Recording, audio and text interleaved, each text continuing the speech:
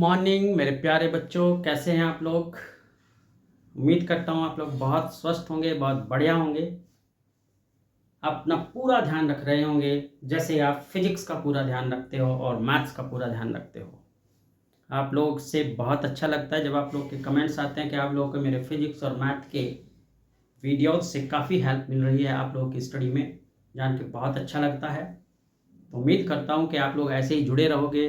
आज मैं स्टार्ट करता हूँ आप लोगों को अपनी करंट इलेक्ट्रिसिटी की सीरीज़ में एक नया topic, vector form of Ohm's law. Ohm's law मैंने आप लोगों को बताया था, आप लोगों को ये फॉर्मूला भी निकलवाया था ओम्स लॉ से, V=IR। तो आज मैं बताऊंगा कि भाई इसकी वेक्टर फॉर्म क्या होती है। तो देखो बच्चे, vector form of Ohm's law, vector form of Ohm's law. तो देखो, मैंने आप लोगों को बताया था करंट डेंसिटी, मैंने बताया था करंट डेंसिटी को बहुत डिटेल में आप लोगों को समझाया था। J=I/A। करंट डेंसिटी मैंने बताया था कि अगर आपके पास एक कंडक्टर है तो उसके क्रॉस सेक्शन एरिया से, राइट, जो करंट फ्लो हो रही है normally, that current and the cross section area का जो रेशियो है, that is the current density. तो अब आप देखो भैया, तो अब आप देखो, ये जानते हो कि V=IR। V= क्या होता है? IR, right. सो I= क्या आ जाएगा हमारे पास? I=V/R। दैट्स वाई J= कितना आ गया? अगर हम I की वैल्यू यहां पुट कर दें तो कितना आ जाएगा मेरे पास? V/R × A। क्लियर है? तो मैंने क्या किया, J के इस फॉर्मूले में जो I है, I की ये वैल्यू पुट कर दी, राइट। अब आप इसमें देखो, but you know that R=ρL/A। L क्या है? लेंथ है। जैसे आपका एक कंडक्टर है, सपोज दिस, तो इस कंडक्टर की ये लेंथ है L और ये जो है वो क्रॉस सेक्शन एरिया है, राइट।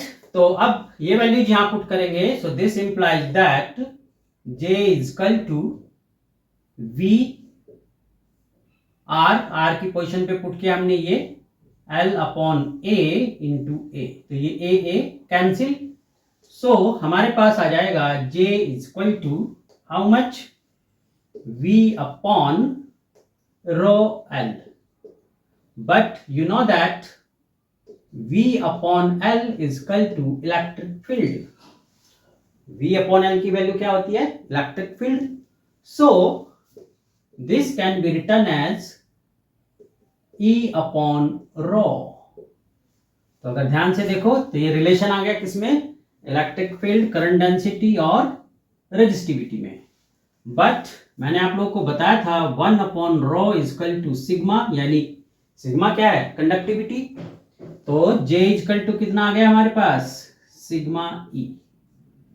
और आप जानते हो कि इलेक्ट्रिक फील्ड वेक्टर क्वांटिटी होती है, J भी वेक्टर क्वांटिटी होती है। तो इसलिए अगर आप इसको वेक्टर फॉर्म में लिखना चाहें तो आप कैसे लिख सकते हो? J=σE।